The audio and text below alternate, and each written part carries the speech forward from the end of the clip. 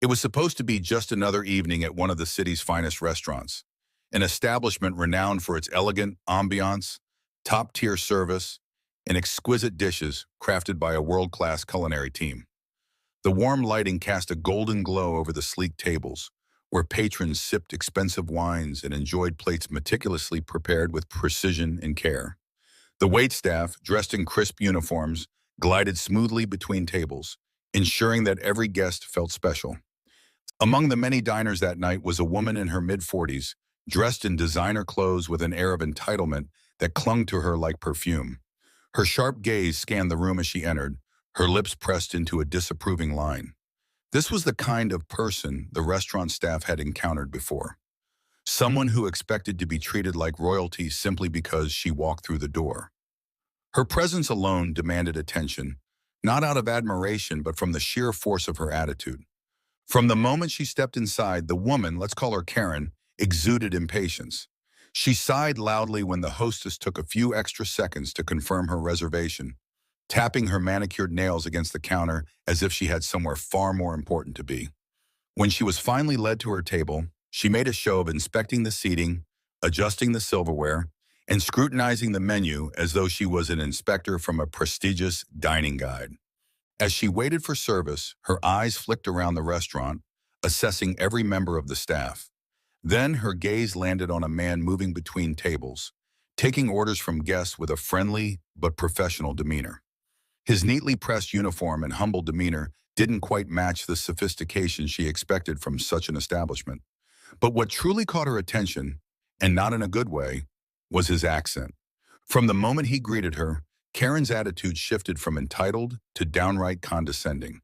She tilted her head, squinting slightly, as if trying to decipher what he was saying.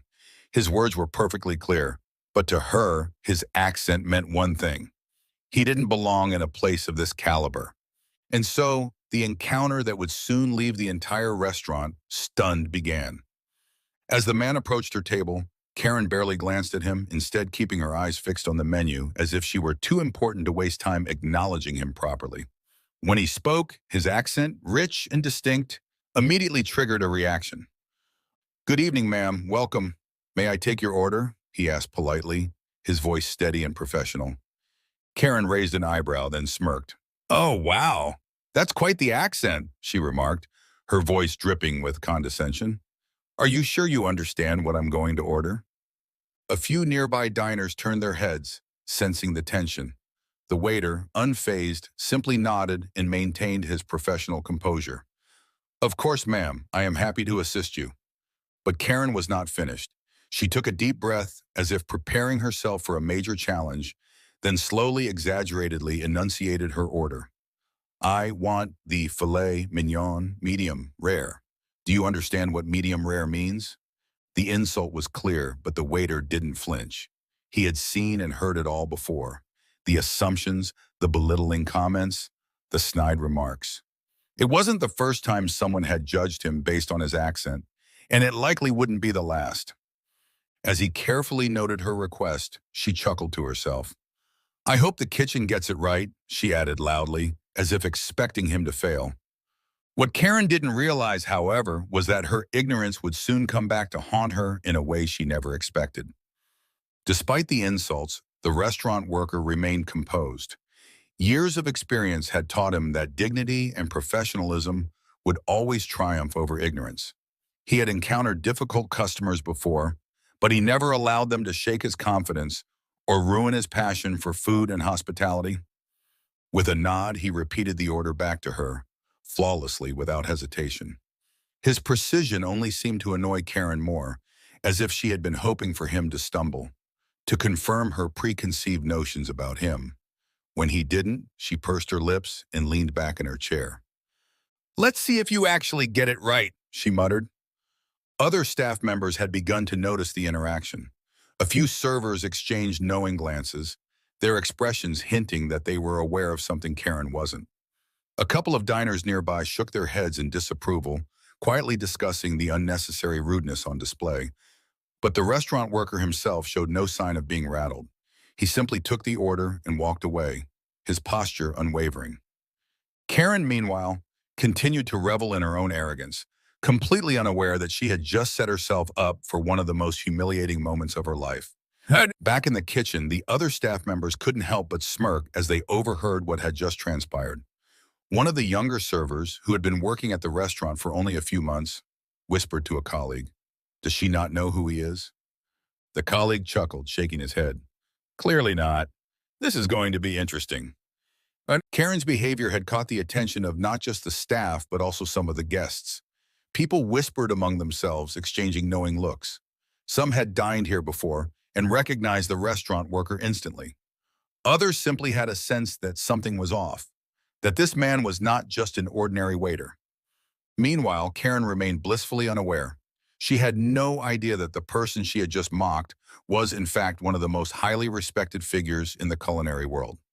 And soon she was about to find out. Not long after Karen placed her order, she flagged down another server.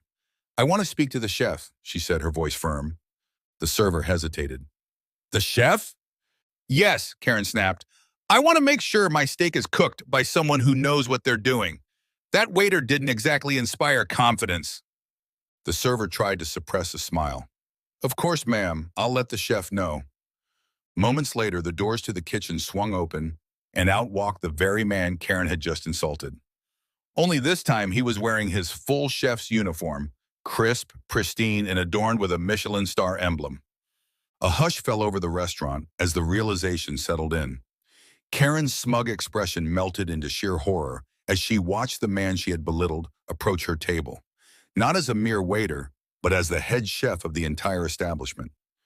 "Good evening, ma'am," he said smoothly, his accent as strong as ever. "I understand you requested to see the chef?" The blood drained from Karen's face. She opened her mouth, but no words came out. The entire restaurant was now watching, waiting for her reaction. She had mocked him. She had insulted him. And now she was face to face with the very person who had the power to make or break her dining experience. It was a moment she would never forget. Karen sat frozen in her seat as the realization crashed down on her. The man she had mocked, belittled, and dismissed as an unqualified restaurant worker was, in fact, the head chef, the mastermind behind the very meals that had made this restaurant world-renowned. A collective murmur spread throughout the dining room. Guests exchanged glances, some suppressing knowing smiles, while others leaned in to get a closer look at Karen's reaction. Even the waitstaff stood at a respectful distance, eager to see how the scene would unfold. The chef, still composed and professional, remained standing before Karen, his face unreadable. "I understand you had some concerns about the quality of your meal," he said, his voice calm but carrying a weight of authority. Karen, who moments earlier had been so confident in her superiority, now looked as though she wanted to disappear. Her face had turned a deep shade of red, and she fumbled for words. I, uh, I didn't realize," she stammered, eyes darting around as if searching for an escape. The chef gave a small, knowing smile. "I often like to step out onto the floor and personally take orders from guests," he explained. "It helps me stay connected with the dining experience and ensures that every dish meets our high standards. It's a pleasure to serve my guests personally, even those who may not expect it." His words were polite, but the meaning behind them was clear. Karen had misjudged him entirely, and now she had to face the consequences of her arrogance. As if to drive the point home, one of the servers, who clearly took great satisfaction in the moment, stepped forward and elaborated on the chef's background. "Chef Laurent," he began, addressing him with respect, "has worked in some of the most prestigious kitchens around the world. He trained in Paris under Michelin-starred legends, has been featured in elite culinary magazines, and has personally cooked for royalty and world leaders." Karen swallowed hard, Sonena. The weight of her mistake grew heavier with each revelation. She had assumed the worst of him based solely on his accent, never stopping to consider that he might be far more accomplished than she was. The other diners listened with interest, nodding in admiration. "His dishes have been praised in international food festivals," the server continued, "and of course this restaurant holds multiple Michelin stars, thanks to his incredible talent." The more Karen learned, the more humiliated she felt. She had walked into the restaurant believing herself to be superior, only to find out she had been looking down on someone far more distinguished than she could ever claim to be. The chef, however, remained as professional as ever. Now that you know who I am, he said evenly, shall we continue with your meal? Karen let out a nervous laugh, trying to regain control of the situation. Oh, I didn't mean anything by it, she said hastily. You know how it is, just a little joke, really. I wasn't trying to be rude. The weak excuse did little to ease the tension in the room. The truth was evident to everyone.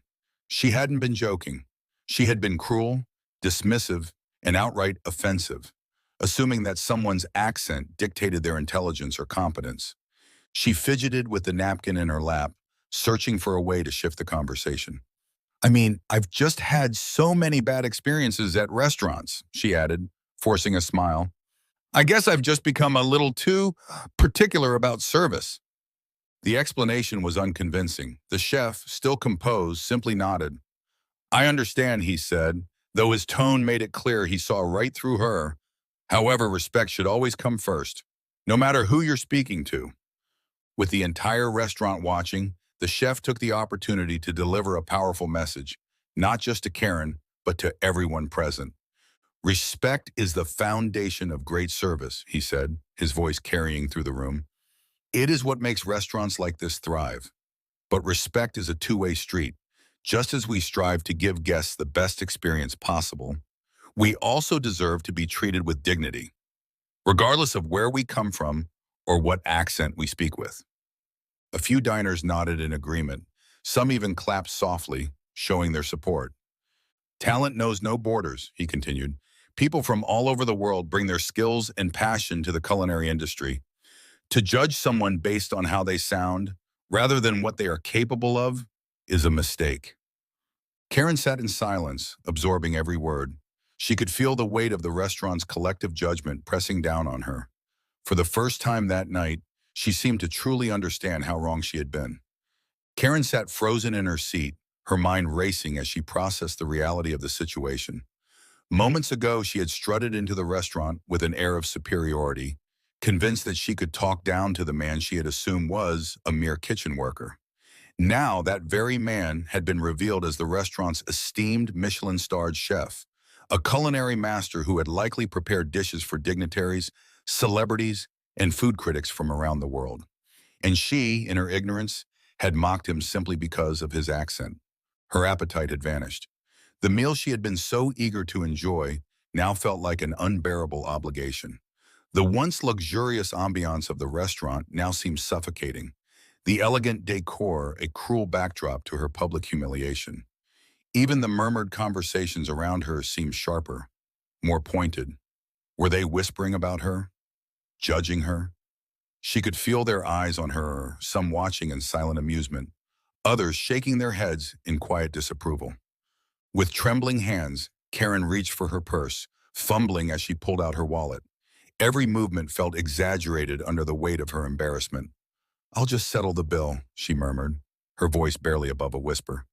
She couldn't bring herself to look at the chef, not after the way she had treated him. The chef, ever the professional, gave a polite nod. Of course, I hope you enjoy the rest of your evening. His voice was calm, even courteous, but there was an undeniable distance in his tone. It was the kind of practiced politeness reserved for strangers, devoid of warmth or genuine hospitality. And that stung. Karen had expected anger, maybe even a lecture. Instead, she was met with grace. He didn't need to berate her. His success, his reputation, and the respect of everyone around him did that for him. She had come into the restaurant expecting to be treated like royalty, but now she was leaving with nothing but the weight of her own actions pressing down on her shoulders. As she stood up, she could feel the room shift around her. Conversations quieted, forks hesitated midair, and subtle glances followed her as she made her way toward the exit. She had never been one to shy away from attention, but this was different. This wasn't admiration or envy. It was scrutiny. And worse, pity. The door swung open, and as she stepped outside, the cool night air hit her like a splash of cold water. It should have been a relief, but instead, it only amplified her humiliation. She had wanted to prove a point, to assert dominance over someone she believed to be beneath her. Instead, she had become the punchline of a lesson she would never forget. Inside, the restaurant returned to life. The soft clinking of plates, The hum of friendly chatter and the occasional burst of laughter filled the space once more. The chef, unfazed, returned to his work, preparing exquisite dishes with the same passion and precision as before. But among the diners, there was a newfound respect, both for him and for the unseen struggles of those who worked tirelessly behind the scenes. Justice had been served, not through anger or retribution, but through dignity, skill, and the quiet power of humility. As the evening wore on, the buzz of conversation gradually returned to the restaurant. Plates clinked, waiters moved fluidly between tables, and the kitchen hummed with activity once more. But despite the return to normalcy, the impact of what had just transpired lingered in the air like an unspoken lesson. It was the kind of moment that people would remember and recount to friends and family, the night they saw arrogance humbled and respect reaffirmed. The head chef, now back in his domain, carried on with his work as if nothing had happened. He had spent years perfecting his craft, navigating different cultures and kitchens, improving his worth through his talent and dedication. To him, people like Karen were nothing new. There had always been those who judged others based on their accents, appearances, or assumptions rather than their abilities. Yet no matter how many times he encountered such prejudice, he remained steadfast in his belief that skill, hard work, and passion would always speak louder than ignorance. For those who had witnessed the scene unfold, the message was clear.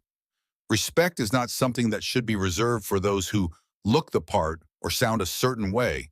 It should be extended to everyone, regardless of their background.